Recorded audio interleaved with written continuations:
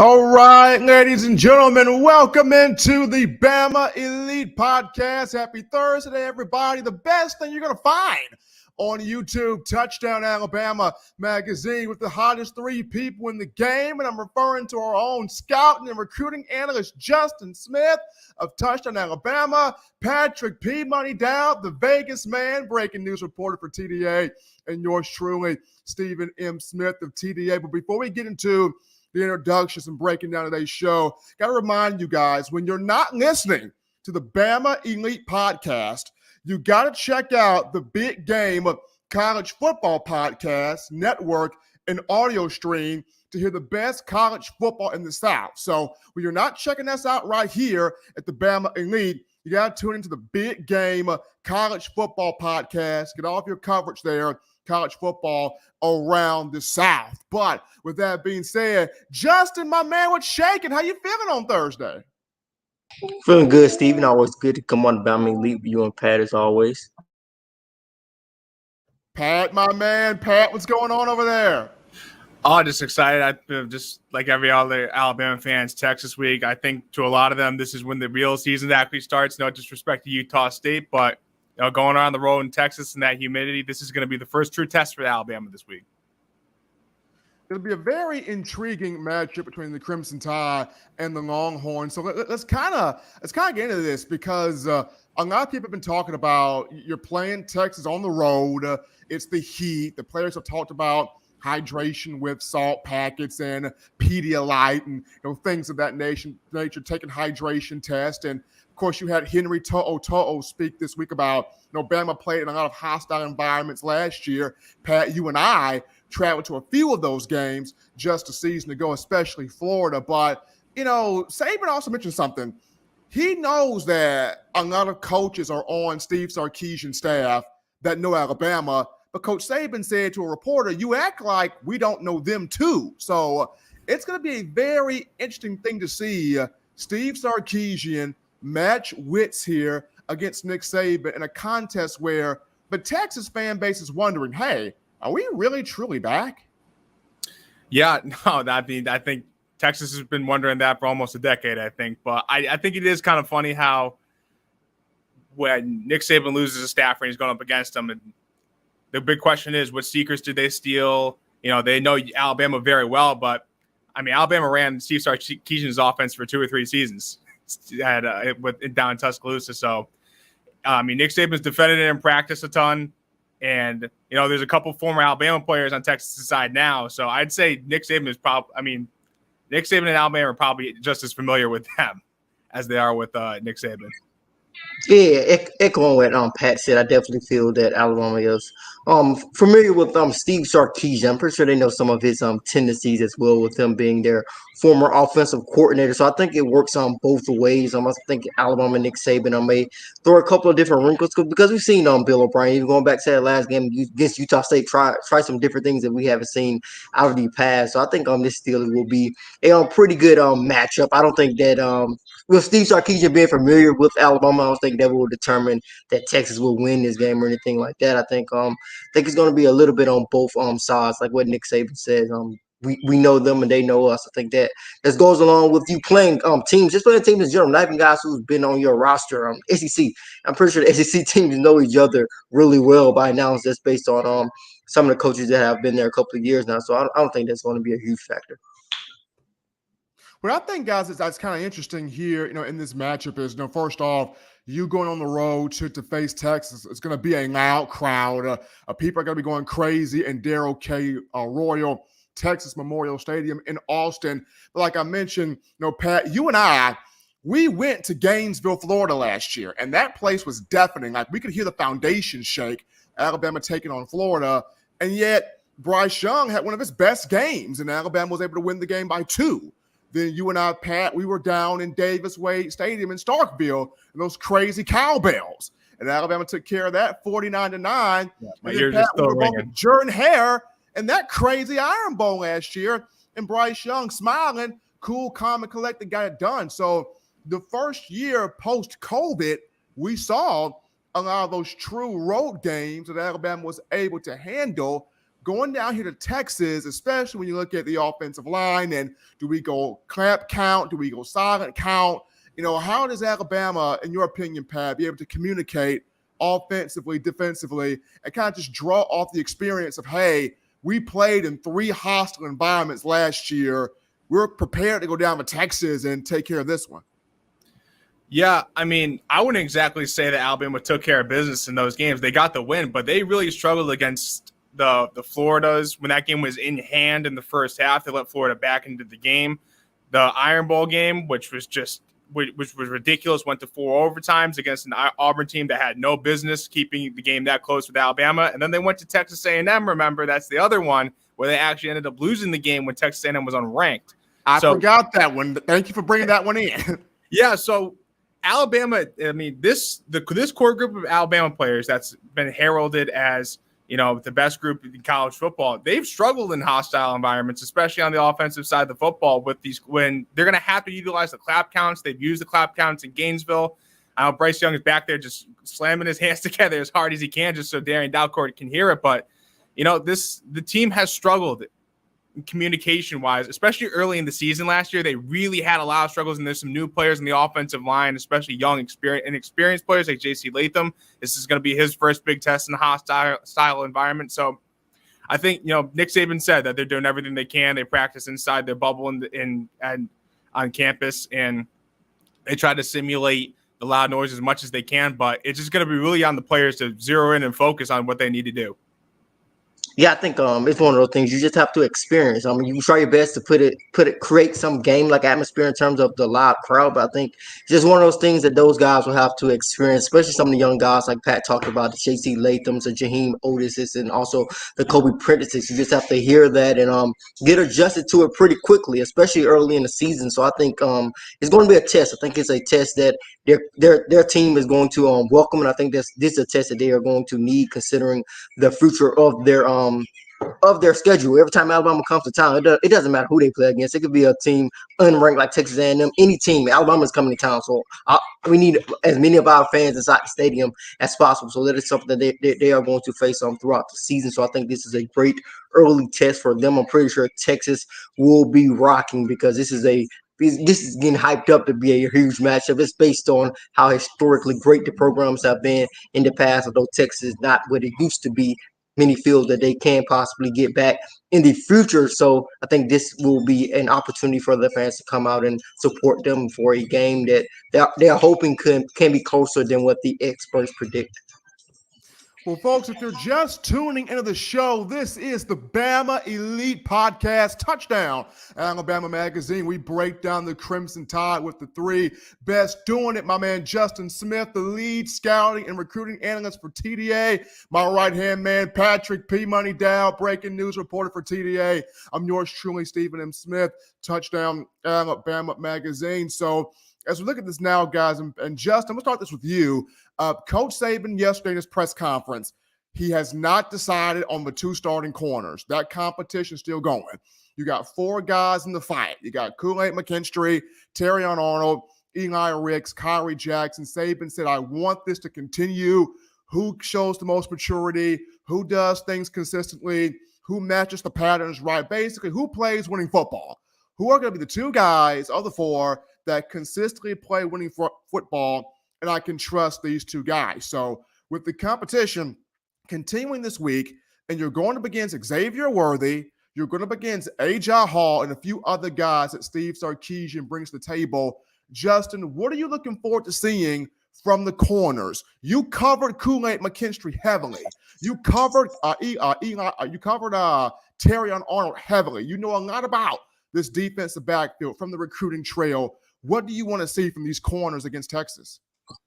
I think they'll definitely have an opportunity to get tested just based on how speedy Xavier Worthy is. He's a really explosive, although does not have a great just physical size, but he's a speedy wide receiver. He's a burner. So I think Crimson Tide's defensive back group will definitely be tested specifically their cornerbacks. And I think when you take a look at their cornerback position, the two guys who I would start if I was Alabama's head coach, is based on what they bring to the table. I probably lean more towards Kool-Aid McKinstry, Eli Ricks. I talked about Eli Ricks on the show before. Long, lengthy, just look as if he's been built in a lab, so he can do a lot of things with those long arms. Kool-Aid McKinstry, a guy who's physical, has continued to grow in terms of physical aspects. So those would be my two guys. So I have to predict who will be the two starting corners for Alabama on this weekend.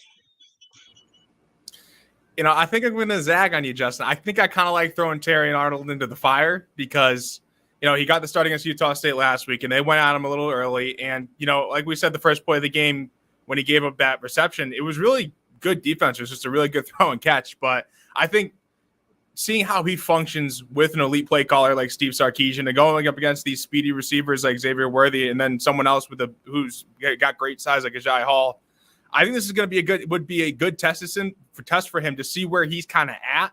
But then if things go wrong and the moment's just a little too big, which I'm not sure it really is for him, they have someone like Kyrie Jackson, Kool-Aid McKinstry, who have a lot of experience in these big games to fall back on. So I would kind of expect to see Terry and Arnold early, just so Alabama sees how he functions early on in these hostile environments. I definitely agree with Pat. I agree with both of you guys, but I definitely agree with Pat there on the Terry and Arnold take because of the fact that how well he performed in fall camp. Let's see how he does here, second game of the season against Texas. Another thing you got to look at is Texas has got a tight end, Jatarvion Sanders, who's 6'4", 242 pounds.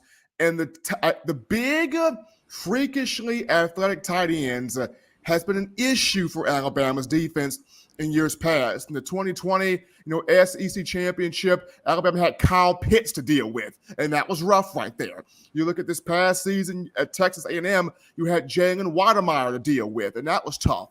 You have Brock Bowers over there at Georgia. You know how he is. And when you look at Jatarvion Sanders, he kind of fits in that same mode, of guys. And people will say you have to bracket him, you got to frustrate him, you got to knock him off his route, do what you got to do to kind of keep him limited. But if there's a situation, Pat, where you have a Kyrie Jackson or one of these corners on Jatarvion Sanders, let's just say for all purposes that Steve Sarkisian has him split out wide as a receiver, how do you go about defending that from the corner's perspective?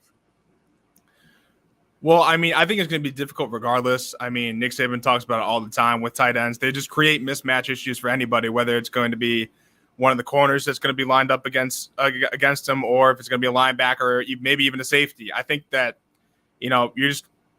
I'm no football coach. I'm nobody to tell Nick Saban how to strategize for this game. But, I think the best way to eliminate some of your passing threats is to get pressure on the quarterback. If the quarterback doesn't have time, and then and especially with a young quarterback like Quinn Ewers, I think if there's constant pressure in his face and maybe he can miss some of these open guys, then I think that's the best route to take away some of these deep threats away. Yeah, specifically at the tight end position, like Nick Saban said recently, they, like you said, Pat, they are a mismatch for linebackers. They are a mismatch for cornerbacks, specifically for linebackers because they're usually more athletic. And just in general, linebackers are usually more physical guys with bigger size. So I think that is definitely going to be a challenge. It's hard to say who do you put on them at any given situation because they can present a mismatch against any of those positions, box out defensive backs, and just outrun linebackers in general. The Crimson Tide, fortunately, they did have basically a guy with a deep defensive back background, Christian Harris, in the past because he played defensive back throughout his high school career and just finally moved to linebacker during his time at Alabama. But now you have two more traditional linebackers in Henry To'oTo'o and Jalen Moody. So I think that definitely presents a challenge. It'll be interesting to see how Alabama tries to defend it. But I think I also have to go with you, Pat. They have to lean on that pass rush because the Texas offensive line is very young, specifically at the tackle position. And they're going to have their hands full with Will Anderson and Dallas Turner. So with a young offensive line for Texas, and you have a quarterback in Quinn Ewers, freshman transfer from Ohio State. This will be his second game for the Horns. Texas is going to rely a lot on Bijan Robinson. 90 to 95% of the offense is going to be number 5 out of the backfield. And kind of like what Steve Sarkisian did during his time at Alabama, primarily 2020, he found matchups for Najee Harris, for John Mechie, for Jalen Waddle, and specifically for Devontae Smith, reason why Smitty won the Heisman in 2020. When I look at Bijan Robinson, Sark is going to have a lot of matchups for him, whether it's putting him in motion, whether it's flanking him out as a wide receiver, whether it's throwing the ball to him out of the backfield. We know he brings power between the tackles. He's got really big speed and space. Coach Saban said, hey, this guy can do it all. Probably, if not the best running back in the country overall. So when you look at a guy, Justin, that's basically 95% of Texas offense, how do you limit him? Like, how do you prevent him from just going off in a game where he gives Texas an opportunity to keep it close or possibly give him a chance to win? How does Alabama limit the production, especially the big production of Bijan Robinson? I think you simply have to respect him in every element of the game. Make one of the biggest things. I think he, like you said, he does it all. It's tough to get down, so you definitely have to make some sure tackles. No arm tackling. Arm tackles are not going to work against a running back like this. Bring your pass, make nice, effective tackles. In open space, specifically when you are a defensive back. I know that's the worst position to be if you are a defensive back, to be coming downhill and you see a guy that size or that type of speed, that type of athleticism headed your way. But you definitely have to make some sure tackles. I'm interested in seeing how Alabama's defense will be set up, how much they will respect them, possibly add some more guys to the box, and basically test Quinn yours make him beat you in that fashion. But I definitely think you have to respect Bijan Robinson. But going back, that is a young offensive line still. He still is young. He still is running behind some young guys who don't have much experience. So I'm interested to watch. I'm interested in watching how they defend them. I don't necessarily have the recipe for how they can how they will slow them down. But I'm pretty sure Nick Saban and Pete Golding have been working on that throughout the week. I mean, in terms of a young offensive line, like we brought up a few times now, I think their best friend is going to be the screen pass for them, especially with Alabama's pass rush early. Because if Alabama's defensive front is as good as advertised and they're stopping the run and not allowing anything up there, then I think they're going to have to try to get them upfield early in the game, maybe run a couple screen passes, maybe put up Bijan out wide to see who goes out there with them. Is it going to be a linebacker? I know a couple of years ago, and this is, against Ole Miss, this is no disrespect to someone like Dylan Moses, but anytime there's a linebacker that's spread out wide and in the open space in the passing game, it's going to be tough for him, especially with someone like Bijan Robinson. So I think using him in the pass game is going to be a little bit more prevalent for Steve Sarkisian just to get those favorable matchups, because Texas's line, it's young, and then Alabama's defensive front is probably one of the stronger suits of their team.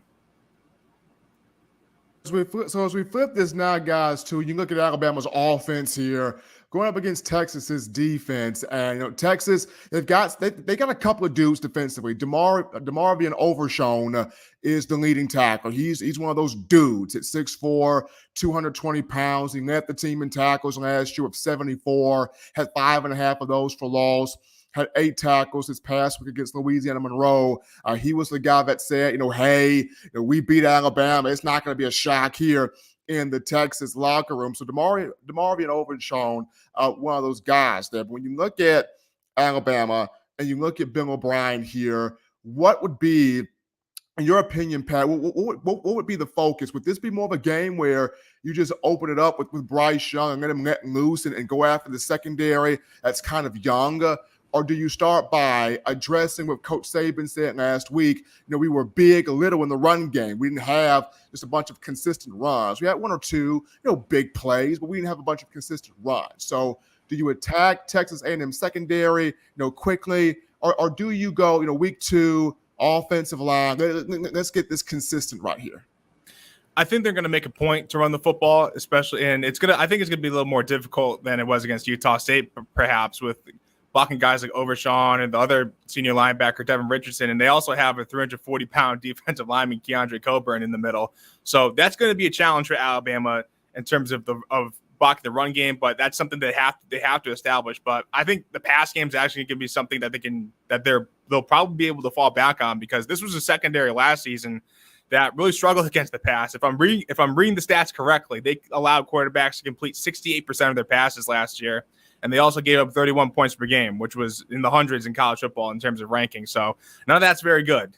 And, Texas, they put Louisiana Monroe last week, much like how Alabama played against Utah State. Their success is not necessarily transferable when you're going up against an opponent like Alabama. And, yeah, so I think that they're going to have to establish the run game pretty early in this game and get Gibbs involved, get Jace McClellan involved, Roydell Williams, and then they can lean back on the pass, which is an area where I think they'll have the most success throughout the game. Yeah, it'll be interesting to see how they run the football. I think what Utah State did against them, I know we were talking about it on the last episode of Bama Elite on Sunday, basically breaking out our biggest takeaways was that Alabama needs to develop an interior run game. But going back and looking at that film, basically what Nick Saban said, Utah State did do a lot of stunts, and that really helped them stop that interior rushing attack, because a lot of times they basically stunted the end and stunted the interior defensive lineman, and he beat the guard, and they beat the guard inside a couple times, and they were able to stop the run. I'm pretty sure Texas may pull from that as well, since that seems to be something Alabama struggled against Utah State. And there's one of the reasons why they could not establish a run game, especially in the interior. So I'm excited to see what they can do against Texas in the run game. But Overshawn is definitely a dog, an elite player, a hybrid type of linebacker prospect. He can play inside linebacker, playing standing up. He can come down and rush from the edge, which is something we'll most likely see in third down and long situations. So I really like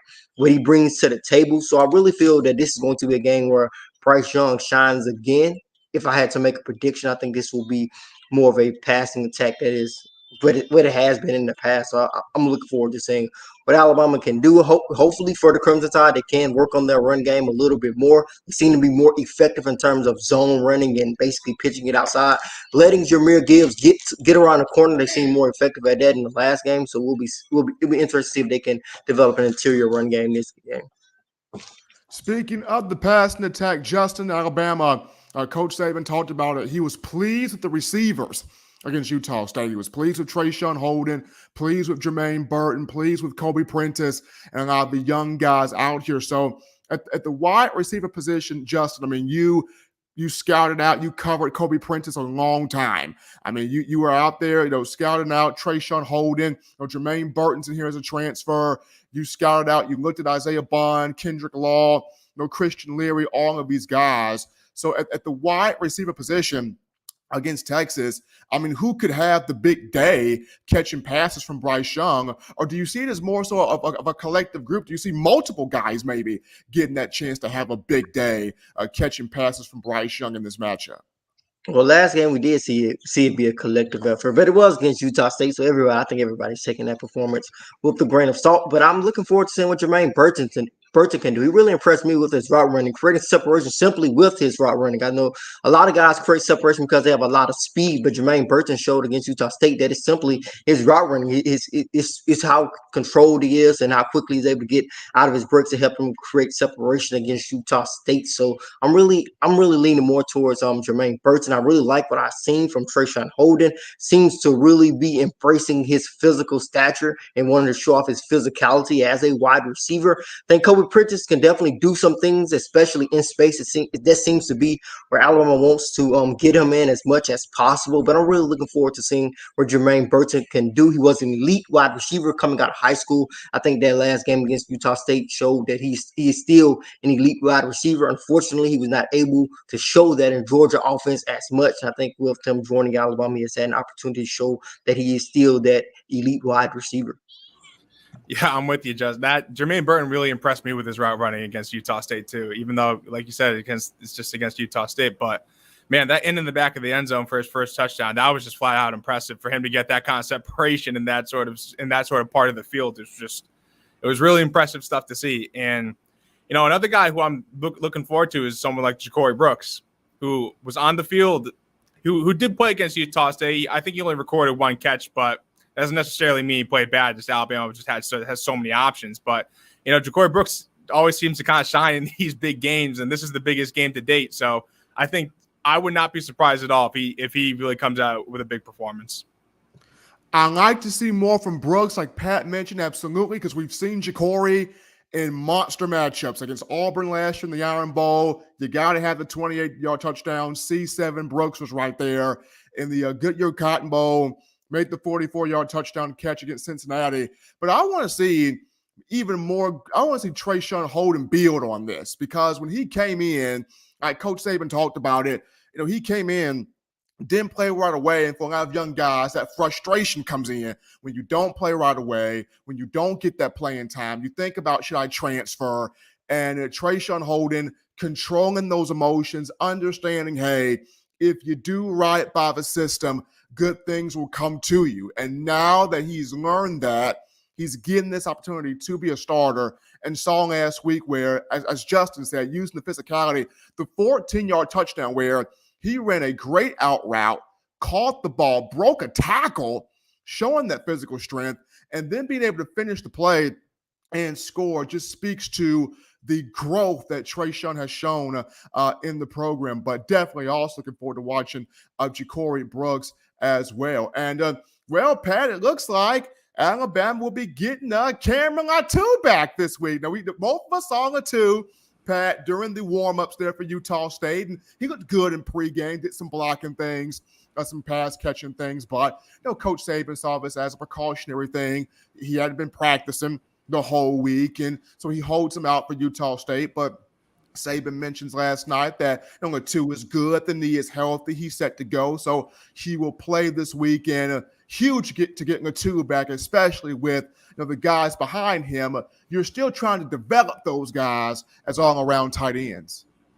Yeah, getting Cameron Latu back is going to be big for Alabama, especially with his pass-catching ability and blocking ability. He's a big physical player, so just some of these runs on the outside is going to be that much more important for him to get in there and help out with some of these, with someone like J.C. Latham, who's a little bit of an inexperienced tackle, although he played pretty well last week.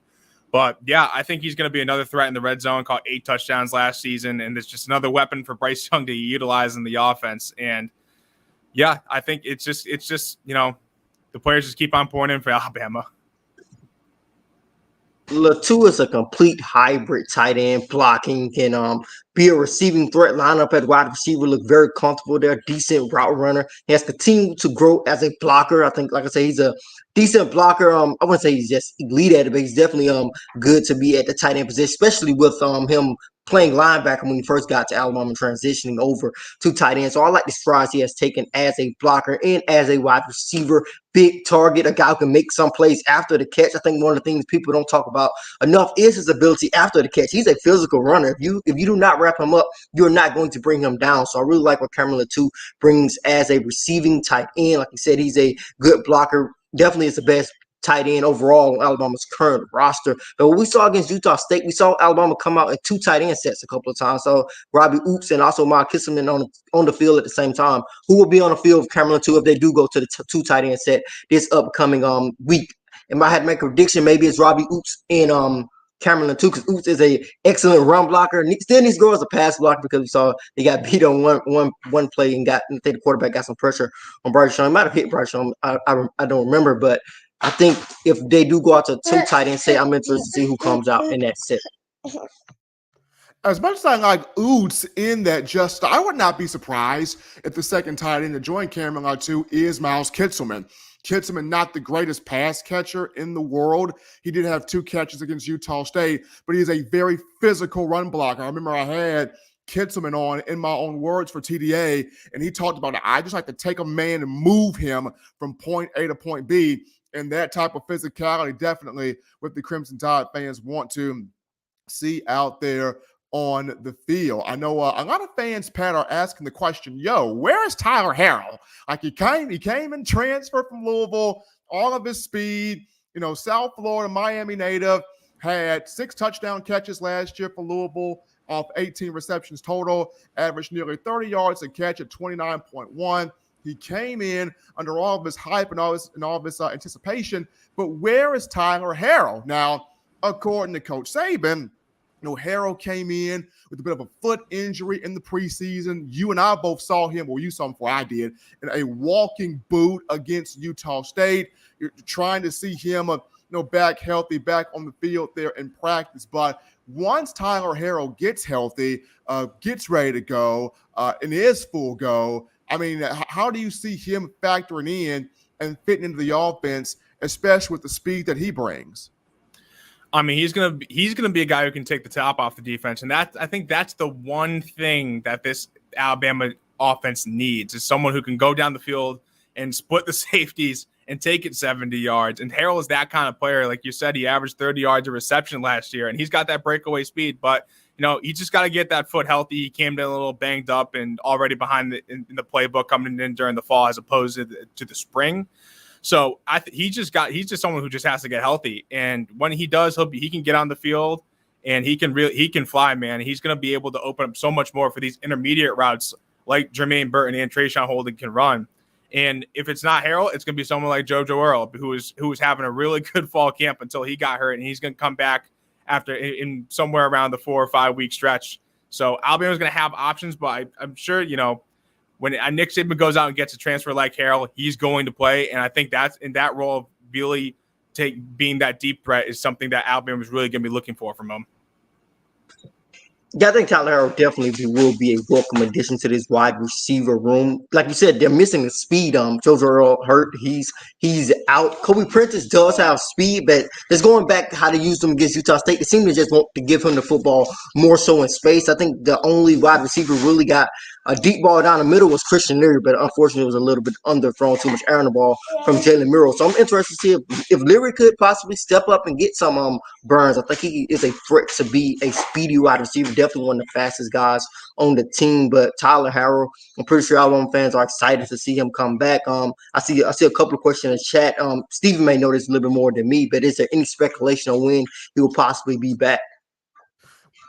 In terms of Tyler Harrell, I mean, that comes down, Justin and Pat, as well as I do, to Coach Saban. Coach Saban is not one to always give out injury updates, but when he does, he makes them plain. Gave out one on Cameron Latu just last night in his press conference. So I guess when Saban feels ready to announce that Harrell is back to be on the field and playing a game, then we will definitely get that information from him. But just getting back to Christian Leary, another guy you covered from Edgewater High School down there in Orlando, Florida. With Leary, he's always been fast. I mean, he's always been quick. He's always been explosive. I know with you, the thing was the routes a little bit, having those consistent hands, and then starting body-wise look like a receiver.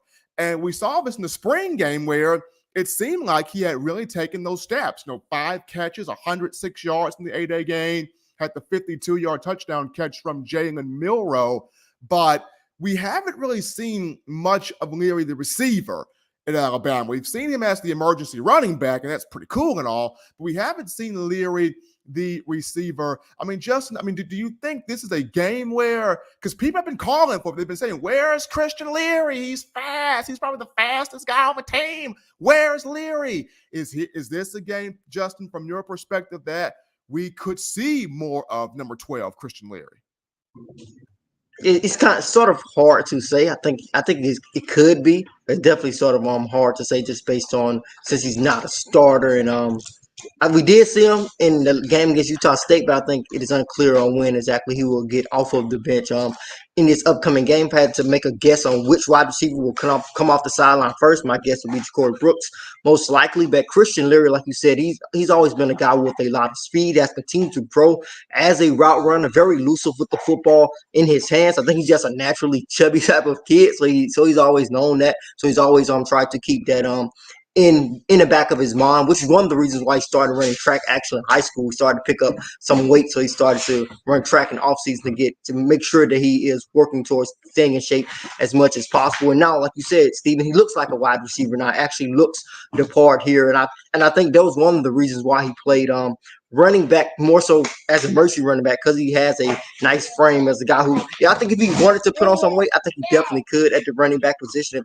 Crimson Tide needed him to. But I think he's a nice wide receiver for the Crimson Tide at the moment. So it'll be interesting to see if he can get on the field. I had to make a guess that Corey Brooks would get more snaps than he would. Yeah, I agree with you with Brooks, but who's to say we haven't seen everything that Alabama's offense has to provide? I don't really know if Bill O'Brien's really breaking out the entire playbook against Utah State. So who's to say that Christian Leary isn't going to be on the field a little bit earlier than we think? But he's got good speed. If Alabama needs that deep threat, I think he's proven to do so. It's just if he has those consistent hands and whatnot. So I think there's a chance, but who's really? I can't necessarily say because I'm not allowed in these player meetings. So as, so as we look at this, Pat and Justin, from this perspective here, and this was actually a very interesting question that Coach Saban got in the press conference last night. And it kind of took him by surprise because he didn't think that this question was going to come. But one of the news reporters asked about the horns down sign, and are you familiar with that? The league the Big 12 has talked about, that this happens in the game. It's going to be a 15-yard penalty. And Coach Saban's like, well, I didn't know that, but appreciate you bringing it to my attention. I will alert the players of that. Well, there's other things that we have to worry about, but thank you for bringing that little piece of information to my attention. So, Pat, when you look at this horns down thing, me personally, I think Coach Saban the players are not going to do it. I remember 2012 when it was Alabama, Texas A&M, and College Station, and TJ Yeldon scored a touchdown and did like the throat slash, and that was a 15-yard penalty.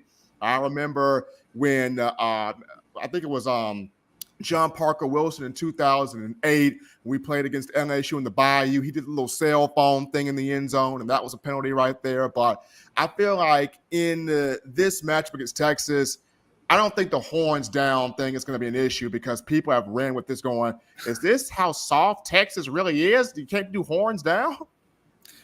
Well, it's not necessarily Texas's fault. It's more the Big 12 officials who will be on the call, who will be working the game.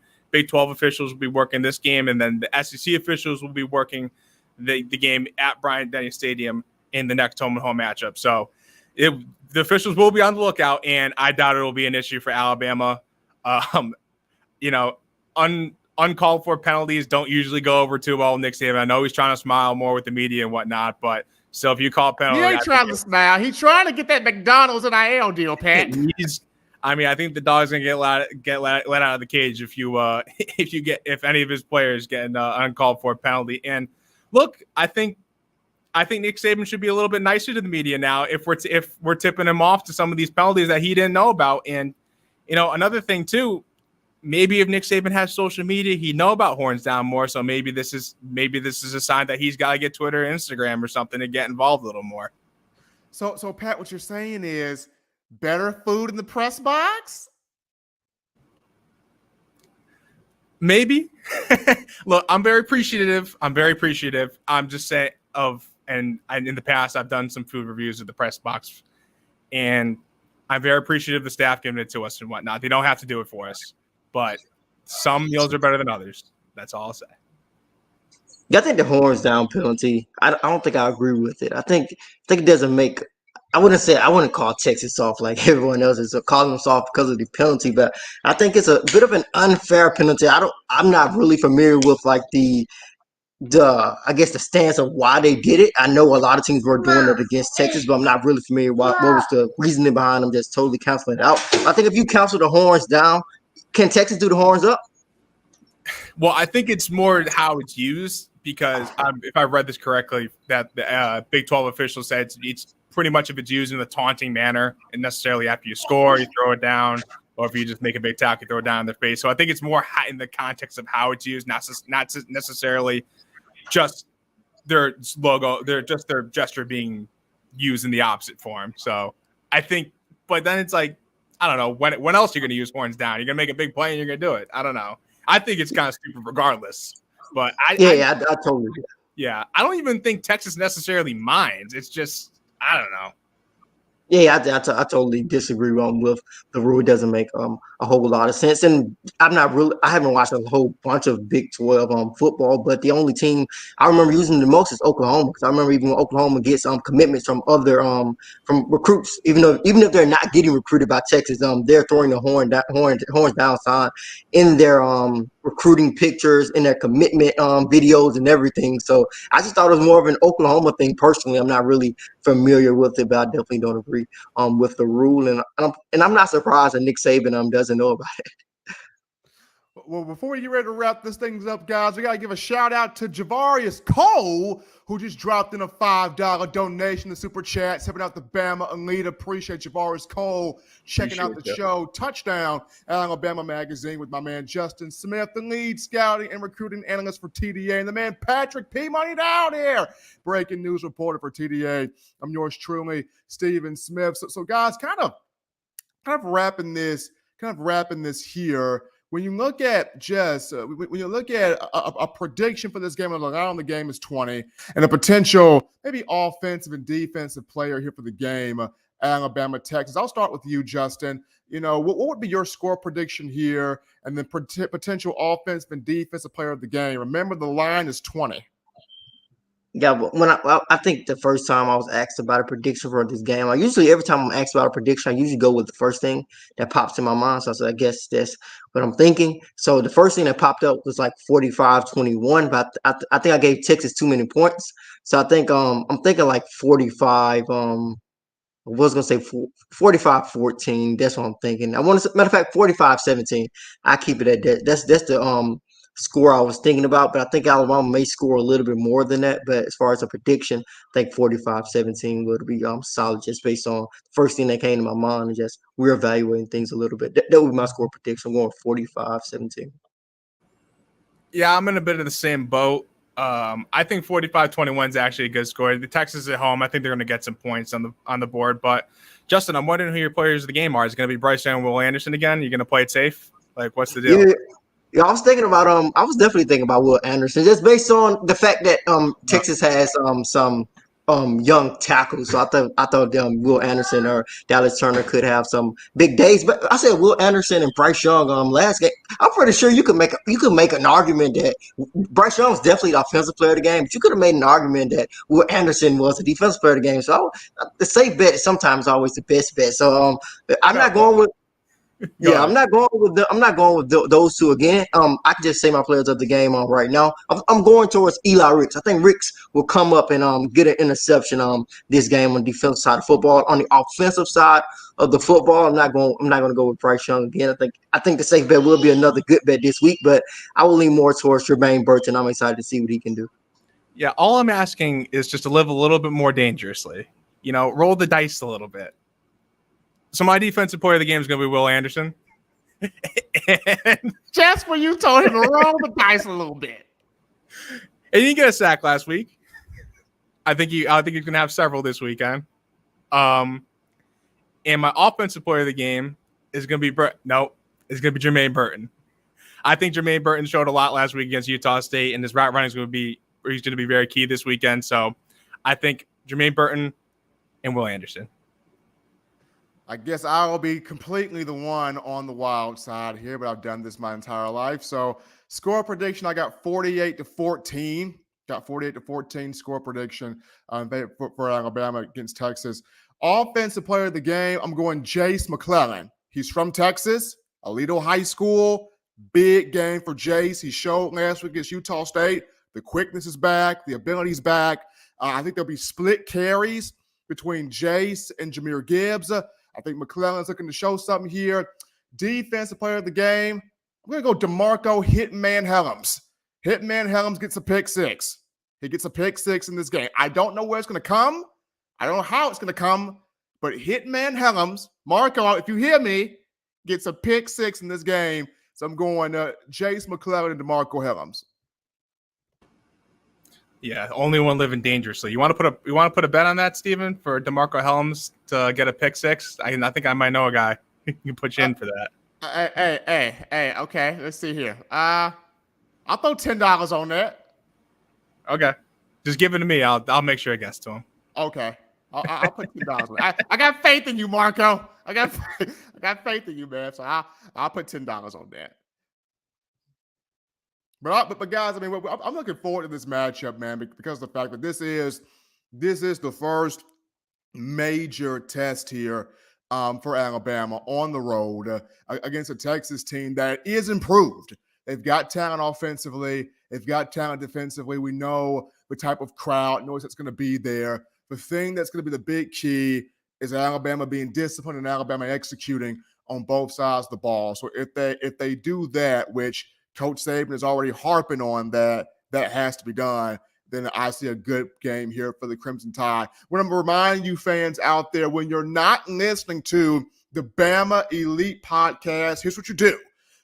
Definitely listen to us, Justin, myself, and Pat, absolutely. But when you're not listening to us, when you can't get to us, tune in to the Big Game College Football Podcast Network, an audio stream to hear the best college football coverage in the South. So check out the Big Game College Football Podcast Network when you're not able to check this out here, the Bama Elite Touchdown Alabama Magazine with Justin Smith, Patrick Dowd, and yours truly, Stephen M. Smith. Well, folks, that's going to do it here for this edition of the Bama Elite on a Thursday. You guys enjoy Bama, Texas on Saturday in Austin, 11 a.m. kickoff, Central Time, noon Eastern. College football game day will be there. Fox big noon kickoff getting us rolling. Fellas, I'm pumped, but hey, check out the game and we'll roll with this next time. Absolutely. Appreciate you guys.